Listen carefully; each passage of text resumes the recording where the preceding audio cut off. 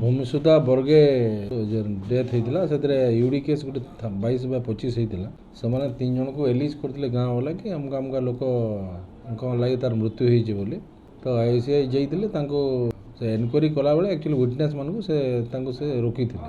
ତ exact enquiry ସେ କରିକିରି ଯିବାର ବେଳକେ ଯେହେତୁ ବେଶୀ ଲୋକ ହେଇଯାଇଥିଲେ ମଦ ଫଦ ପିଇ ଦେଇଥିଲେ ଲୋକମାନେ ତ ରୋକିଥିଲେ। ଆମେ ଫୋର୍ସ ଗଲା ପରେ ଆକ୍ଚୁଆଲି ତାଙ୍କୁ ବୁଝାଲୁ କି ଏଇଟା ହେଇଛି ଏନ୍ତା ଆଉ ସେ ସଂକ୍ରାନ୍ତରେ 3 ଜଣକୁ ଯାହାକୁ ଦେଇଛନ୍ତି ତାଙ୍କୁ ଅଣା ହେଇଛି ଆଉ ସେଥିରେ କେସ୍ କରିକି ଆରେଷ୍ଟ ହେବେ ସେମାନେ।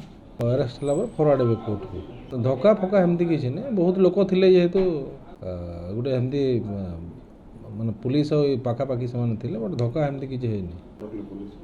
ଡିଟେନ୍ ନାଇଁ କୁହାଯାଇପାରେ, ସେଟା ଆକ୍ଚୁଆଲି 2ଟା ଗାଡ଼ି ଯେହେତୁ ଯାଇଥିଲା ସେମାନେ ଯେହେତୁ 3 ଜଣଙ୍କୁ ଆରେଷ୍ଟ କରାଯାଇଥିଲା ସେମାନେ ଅଲଗା ଅଲଗା ଡିମାଣ୍ଡ କରୁଥିଲେ ତ ଆମେ ସେଟାକୁ ବୁଝାଉଥିଲୁ, ସେଥିପାଇଁ ସେଟା ଟାଇମ୍ ନେଲା 3-4 ଘଣ୍ଟା।